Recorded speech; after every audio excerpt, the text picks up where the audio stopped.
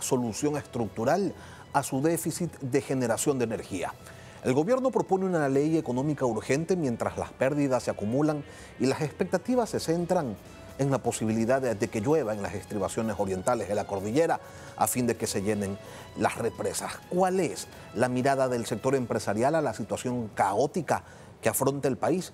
Lo vamos a revisar con el economista Miguel Ángel González, presidente de la Cámara de Comercio de Guayaquil. Buenos días, economista, bienvenido a Contacto Directo. Hola Lenin, qué gusto estar en el programa.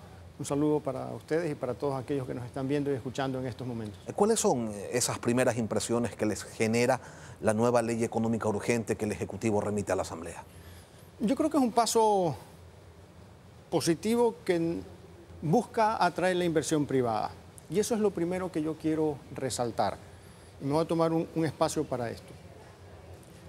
La realidad energética del país pide a gritos inversión privada, a gritos. Si resumimos cuál es la situación energética del país, la podemos resumir en una palabra: déficit de energía. Es decir, hay más demanda, que oferta de energía. Hay más consumo de energía que generación de energía. Y a este déficit podemos sumarle otro déficit, el déficit fiscal. Es decir, el Estado no tiene los suficientes recursos para invertir. Los expertos hablan de miles de millones de dólares que se requieren para poder generar la energía y cubrir el déficit, que también se habla de más de 1000 megavatios. Si a esto le sumamos que las fuentes de financiamiento del Estado son limitadas y que las necesidades del país son incuantificables, lo más sensato y lo más lógico es invitar a la inversión privada, ayudarse de la inversión privada para la generación, vía alianza, vía concesión, vía licitación. No es privatización, ojo, esto es importante, es inclusión, participación, delegación en el sector privado. Dicho popularmente, que el sector privado ponga billete, que invierta en energía eléctrica para cubrir ese déficit. Pero si de leyes se tratara, pues este país debería estar inundado de inversión extranjera, porque se dijo esto cuando se aprobó el Código de la Producción hace algunos años, luego se lo volvió a repetir cuando se aprobó la Ley de Alianzas Públicos-Privadas. Dijeron, con esto sí. Se lo dijo en enero cuando se aprobó la Ley No Más Apagones. Dijeron, ahora sí nunca más va a haber apagones, y ahora se plantea una nueva ley con la expectativa de que llegue la inversión. Pero es un asunto de normas. La experiencia nos dice que no, que hace falta algo más. Y por ello se lo pregunto directamente, economista, ¿es suficiente lo que se está planteando? No es suficiente. Es un paso importante. Ahora hay que debatir algunos detalles, pero siempre después de la ley viene el reglamento, y ahí es donde se pueden trabar las cosas. Este proyecto de ley yo creo que va abriendo la puerta y incluye unos elementos que son importantes, porque lo que nosotros decimos es que hay que invitar al sector privado a la generación eléctrica, sin trabas, sin obstáculos, de distintas maneras. Pero no se resuelve el tema de la tarifa, no se resuelve el tema de cómo se va a cobrar, cómo va a cobrar ese inversionista privado, bajo qué sistema de prelación esas cuentas al Estado, que es a quien le tendrán que vender la energía, porque no se tratará de una venta directa a cliente final. Entonces, esos detalles terminan trabando el interés que puede existir para invertir en generación. Pero ¿por qué no se lo aborda directamente? ¿Por qué no se toma el toro por los cuernos y se sigue dando vueltas en círculo? Sí, muy importante lo que comenta. Hay unos datos que yo creo que son valiosos, pero sí, no es suficiente. Por ejemplo, nosotros hablamos de primera intervención del sector privado, autogeneración. El proyecto de ley aumenta el límite de autogeneración de 10 a 100. Es bastante, pero nosotros también decimos, ¿para qué poner un límite? Es mejor no trabar iniciativas privadas que en el futuro se puedan dar de más de esa capacidad. O sea, lo importante es que quien quiera y quien pueda invertir en generación para su actividad, lo haga sin trabas. Para esto es importante también facilitar la importación de gas natural, es lo que ha comentado el sector privado y se lo está incluyendo en el proyecto de ley, y eso es bueno. Se dice que va a facilitarse la importación del gas natural. No se dice cómo exactamente, pero se dice que se lo va a facilitar. Eso es positivo, pero hay que esperar el reglamento. Ahí hay un aspecto importante porque liberamos energía de la red nacional. Ahora, ¿qué otras formas de participación del sector privado?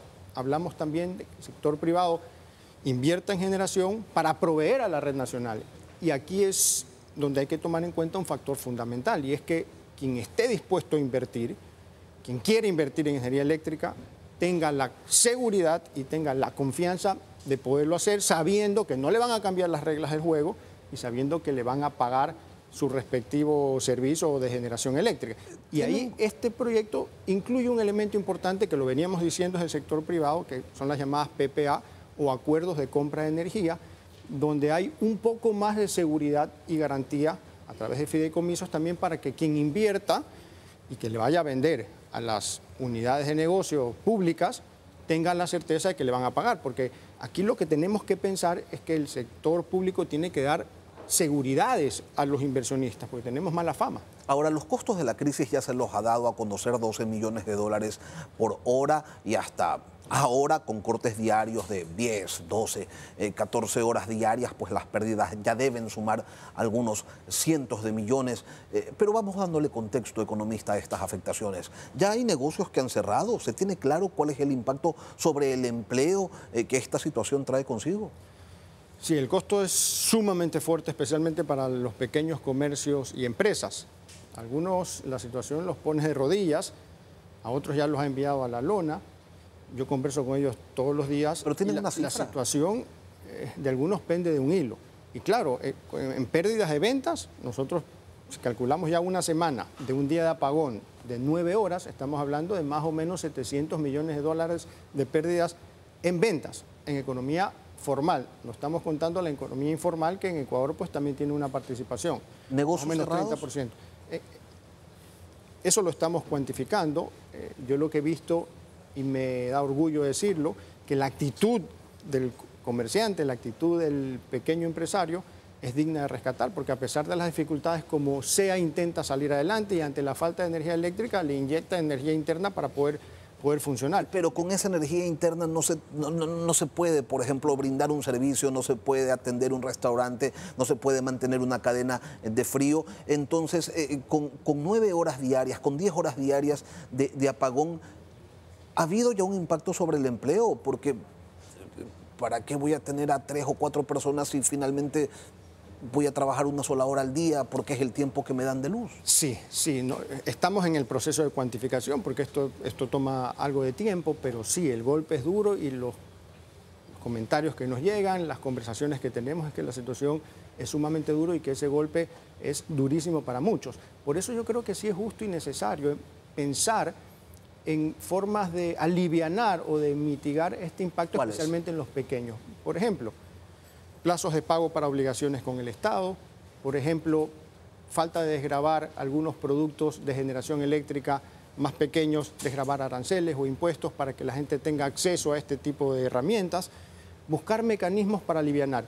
Y como no, algo que ya lo venimos repitiendo y que es sumamente importante es la previsibilidad, es decir, que estos cortes de energía se sepan cuándo van a ser y que se cumplan los horarios, porque los reportes que nos dan es que no siempre se cumplen y lo que hay que tener en cuenta es que cuando no se cumplen esos horarios se amplifica el impacto negativo porque no se puede programar, porque se pierden horas de trabajo, etcétera, etcétera. Entonces es muy importante que haya esta capacidad de poder planificar y para eso hay que tener claridad de horarios y que se respeten. A propósito de la previsibilidad, el gobierno anunció ayer que desde el 4 hasta el 20 de octubre los cortes serán de 2 horas durante la jornada laboral y de 4 horas en la noche y madrugada. ¿Qué garantías les ha dado a ustedes, al sector productivo, el gobierno de que este nuevo cronograma efectivamente se va a cumplir? ¿Qué certezas tienen sobre este anuncio? Si, por ejemplo, Colombia ya le dijo al Ecuador y al mundo que ellos suspenden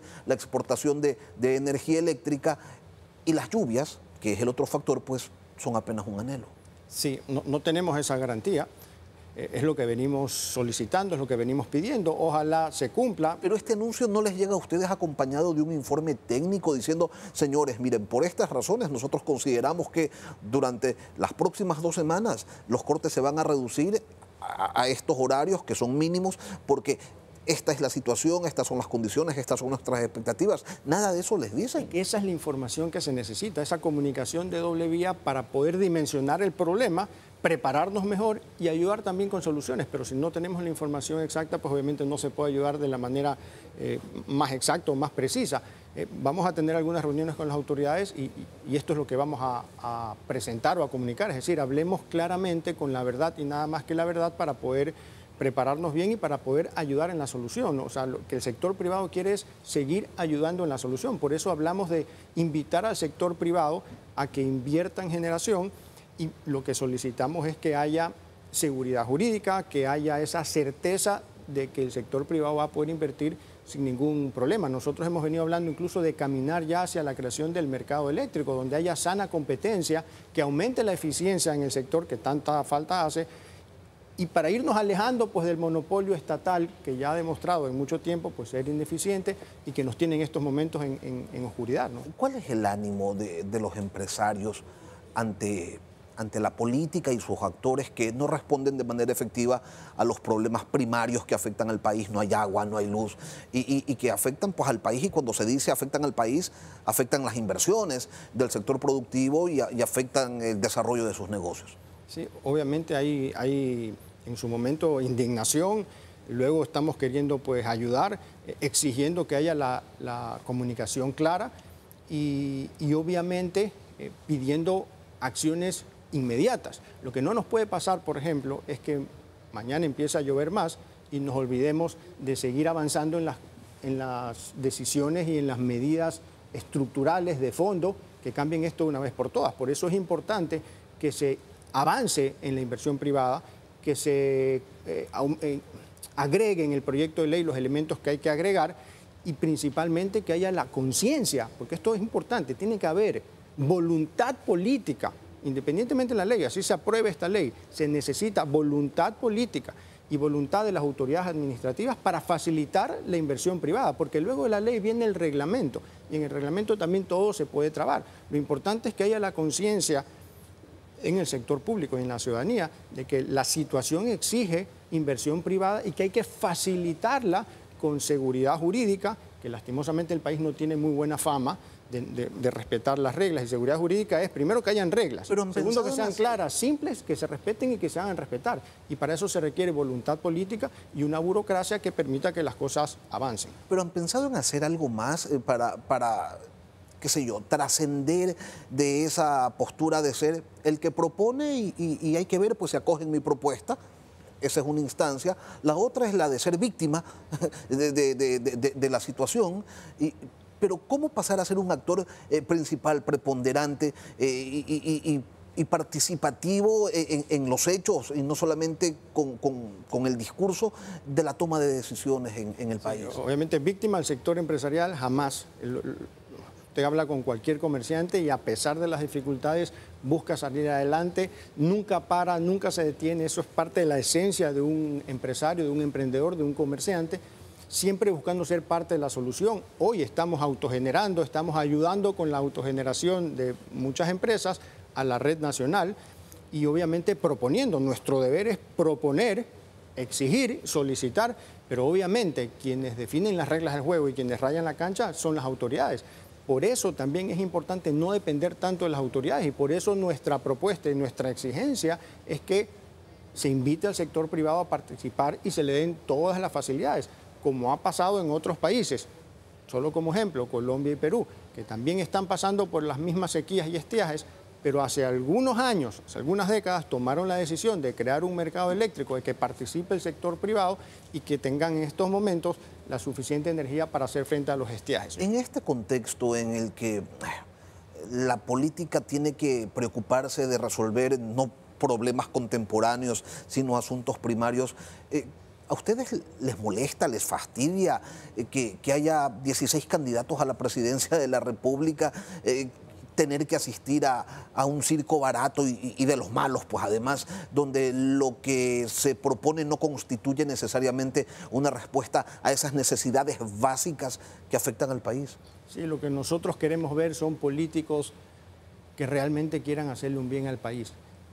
Políticos que sean capaces de deponer actitudes, de ceder por el bien común, de llegar a acuerdos dejando los egos de lado y pensando realmente en lo que le conviene al Ecuador, poniendo siempre primero al país. Eso es lo que nosotros anhelamos de parte de las autoridades. Y segundo, que las autoridades, el político que llegue a gobernar, tenga la suficiente apertura para trabajar en conjunto con los distintos sectores de la sociedad, se sintonice con las necesidades de los distintos sectores, en nuestro caso del comercio y del sector productivo, para que las medidas que implemente sean realmente efectivas y puedan ayudar al desarrollo del país. Ese es el ideal. Ahora, ¿qué tan cerca ustedes sienten que el país está de esa utopía? Todavía nos falta bastante, no lo hemos visto en la historia, es lo que venimos pidiendo, es lo que venimos proponiendo, es lo que venimos exhortando a las distintas autoridades a trabajar en conjunto, a pensar en el país, a dejar los ecosistemas, como se llaman en nuestro país, y pensar en el futuro del país. Hagamos las cosas que hay que hacer, pero ya estamos viviendo hoy una situación muy compleja y es necesario que se tomen las medidas hoy. En el campo energético, por ejemplo, la inversión privada va a dar frutos después de 1 o 2 años. Son proyectos muy grandes de inversión, pero la decisión hay que tomarla hoy para que no tengamos los problemas después, con sentido de urgencia, con rapidez. Miguel Ángel González, presidente de la Cámara de Comercio de Guayaquil, economista, gracias por estar hoy aquí en Contacto Directo. Encantado.